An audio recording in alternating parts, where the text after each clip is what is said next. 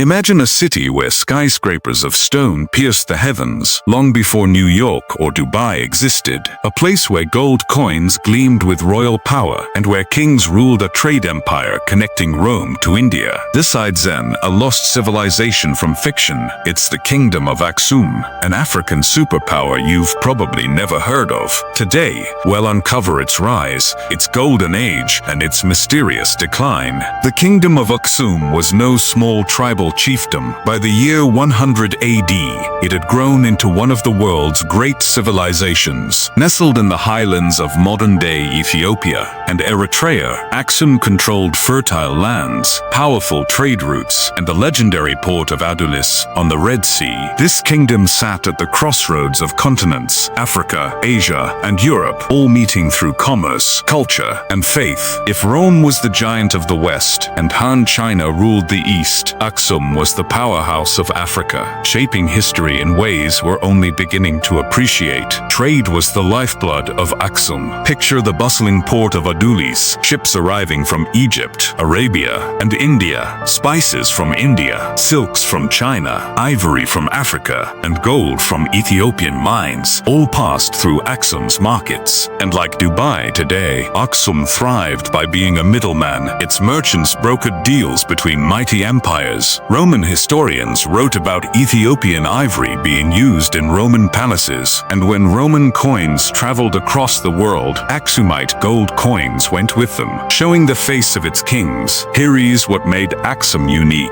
It was the first African civilization to mint its own coins in gold, silver, and bronze, proof of its economic muscle. These coins weren't just money, they were propaganda. They proclaimed kings as divine rulers and linked their power to both local gods and later Christianity. Aksum wasn't just rich, it was monumental. The kingdom built massive stone obelisks, or stelae, some rising over 100 feet tall. Think of them as ancient skyscrapers carved from single slabs of stone, taller than many modern buildings. These obelisks weren't mere decorations. The kingdom built massive stone obelisks, or stelae, some rising over 100 feet tall. They were tomb markers, symbols of elite power and engineering marvels that still puzzle experts today. How did Aksumites carve, transport, and raise such colossal stones without cranes or steel? Some collapsed mid-lift, frozen in time, like fallen giants. Alongside the stelae,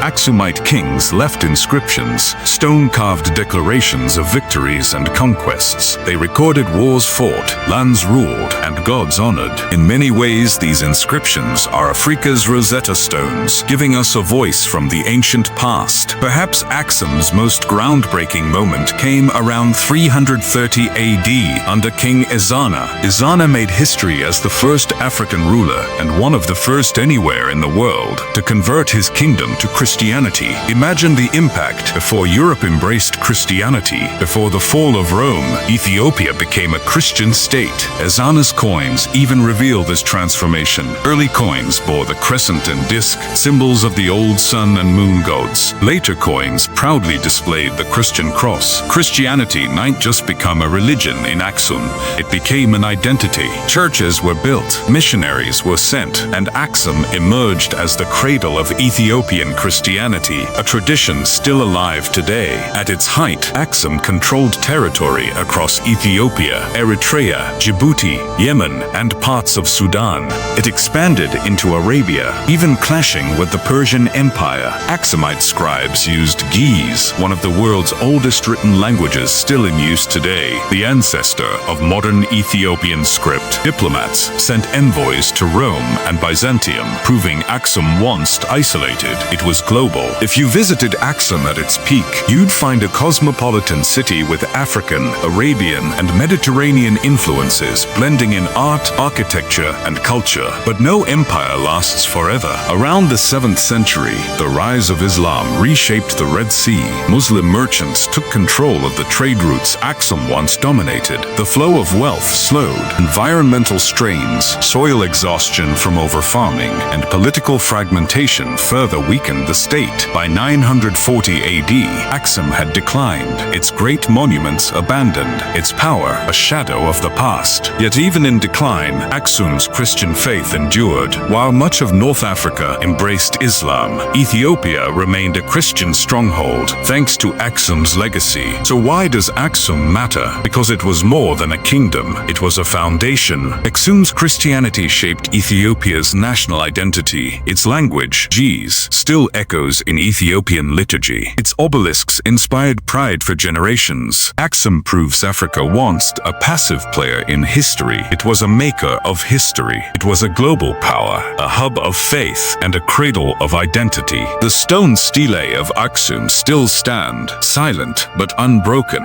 like a message across time. Ethiopia was here, Ethiopia endured, and Ethiopia still rises. This was the story of Aksum, the ancient African kingdom that linked worlds, embraced faith, and carved its name into history. If you enjoyed this journey, make sure to subscribe for more untold histories from around the globe.